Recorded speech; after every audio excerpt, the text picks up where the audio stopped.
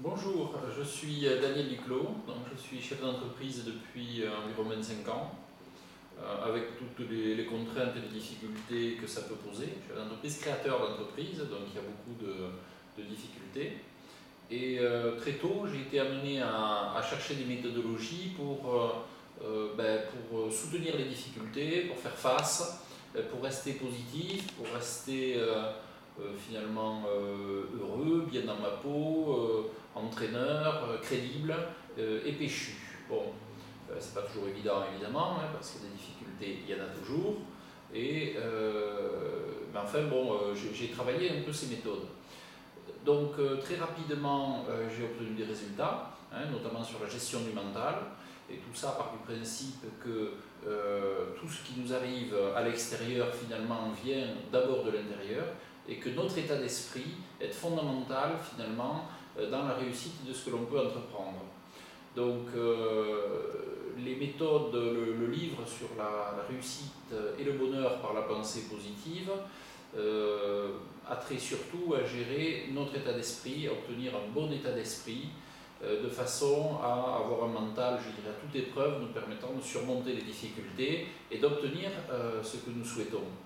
Donc bien sûr, ceci est valable dans la vie professionnelle pour aider à la gestion du stress, pour obtenir lorsqu'on est face à un banquier, lorsqu'on est face à des employeurs, à des actionnaires, peu importe, on a toujours beaucoup de pression, de questions, et on a tout intérêt à avoir, je dirais, un bon mental et à savoir ce qu'on veut faire.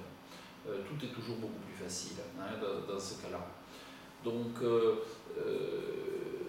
bien sûr, cela part d'un constat, hein, c'est que souvent on blâme l'extérieur, on blâme, je sais pas, le gouvernement, le temps, la société, la religion, sa femme, Dieu, peu importe. Et on dit c'est la faute à l'environnement si je n'ai pas ce que je veux, si je ne suis pas heureux. Eh bien ça, je pense que c'est une erreur fondamentale, c'est une ignorance. Notre bonheur vient avant tout et exclusivement d'ailleurs de nos conditions intérieures. C'est des fois assez difficile à croire peut-être quand on n'est pas familier avec ou familiarisé avec ce concept. Néanmoins, mon expérience me dit que c'est comme ça que cela fonctionne. Et c'est l'intérieur, c'est la foi, l'énergie intérieure qui transparaît et qui influence l'extérieur et pas l'inverse.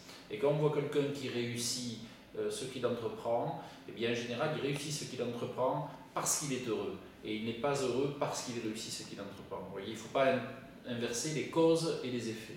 C'est toujours une cause intérieure qui va aller vers l'extérieur. Bon, malheureusement dans notre société, on ne nous aide pas beaucoup, on ne nous apprend pas beaucoup à gérer l'intérieur, on nous apprend plus à travailler l'extérieur, à travailler le paraître, à posséder, à dire pour être heureux, il faut avoir des choses, il faut avoir du pouvoir, il faut avoir de l'argent, il faut avoir de l'amour peut-être. Donc en fait, bien sûr, tout ça ne nuit pas en soi, mais pour être heureux, je dirais qu'il faut d'abord apprendre à être heureux. Et une fois que nous sommes heureux, que nous avons un bien-être, une force intérieure et qui est liée à des méthodes extrêmement précises, eh bien, tout est beaucoup plus facile en fait. Voilà.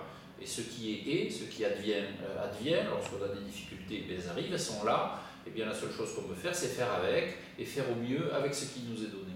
Bon. Et donc, ça, c'est un point absolument fondamental. Hein. On a trop tendance, on a trop souvent tendance à vouloir essayer de changer l'extérieur. Et l'extérieur, finalement, on a peu de pouvoir dessus, alors que sur l'intérieur, on a tout pouvoir sur le long terme. Voilà. Donc, la pensée positive, le bonheur, la réussite, le sourire, eh bien, c'est que finalement, essayons d'étudier ce qui rend heureux par rapport à ce qui fait souffrir. Il y a des pensées, des paroles et des actions qui vont créer du bonheur, et il y a des pensées, des paroles et des actions qui vont créer du malheur. Et bien déjà, il faut apprendre par l'étude, je dirais, par l'étude, donc ça peut être la lecture, ça peut être écouter un enseignement, ça peut être une émission de télévision.